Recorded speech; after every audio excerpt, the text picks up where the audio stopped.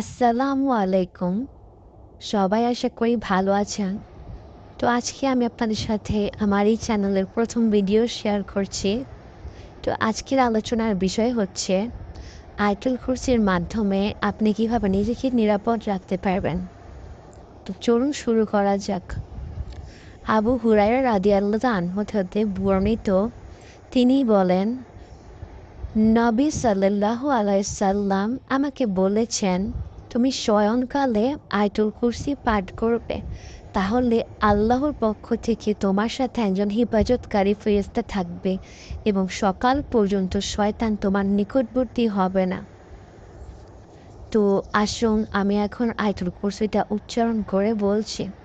আউযু বিল্লাহি মিনাশ শাইতানির রাজিম, বিসমিল্লাহির রহমানির রহিম। আল্লাহু লা ইলাহা ইল্লা হুয়াল হাইয়ুল কাইয়ুম লা তাখুযুহু সিনাতু ওয়ালা নাওম লাহু মা ফিস সামাওয়াতি ওয়া মা ফিল আরদ মান যাল্লাযী ইয়াশফা'ু ইনদাহু ইল্লা বিইযনিহি ইয়ালামু মা বাইনা আইদিহিম ওয়া মা খালফাহুম ওয়া লা ইউহিতুনা বিশাইইম মিন ইলমিহি ইল্লা বিমা শাআ ওয়াসি'a কুরসিয়্যুহুস সামাওয়াতি ওয়াল আরদ ওয়া লা ইয়াউদুহু হিফযুহুমা ওয়া হুয়াল আলিয়্যুল আযীম। যদি আমার কোথাও ভুল হয়ে থাকে তাহলে আমাকে ক্ষমা সুন্দর দৃষ্টিতে দেখবেন। এবার আমি এর অর্থ বলছি। আল্লাহু, তিনি ছাড়া কোনো সত্য ইলাহ নেই। তিনি চিরঞ্জীবী, সর্বসত্তার ধারক। তাকে তন্দ্রাও স্পর্শ করতে পারে না, নিদ্রাও নয়। আসমান সমূহে যা রয়েছে ও জমিনে যা রয়েছে সবই তার। কে সে যে তার অনুমতি ব্যতীত তার কাছে সুপারিশ করবে?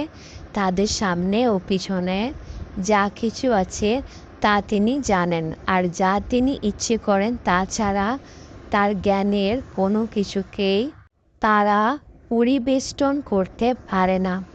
তার কুরসি ও আসমানসমূহ ও জমিনকে পরিব্যাপ্ত আছে, আর এই দুটো রক্ষণাবেক্ষণ তার জন্য বোঝা হয় না, আর তিনি সূর্য সুমহান।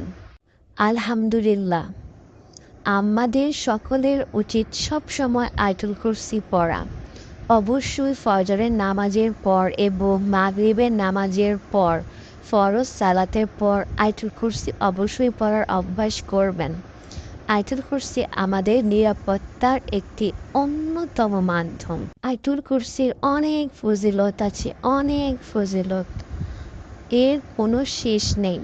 তাই অবশ্যই 24 ঘন্টার মধ্যে কিছু সময় আয়াতুল কুরসি পড়ে নিজের মনকে এবং আত্মাকে শান্তি রাখতে পারেন। তো আজকের ভিডিওটা এই পর্যন্তই। আশা করি আপনাদের অবশ্যই কোনো উপকারে আসবে। আর তাই আজকের মতো বিদায় নিচ্ছি। সবাই ভালো থাকেন, সুস্থ থাকেন। আল্লাহ হাফেজ। আসসালামু আলাইকুম।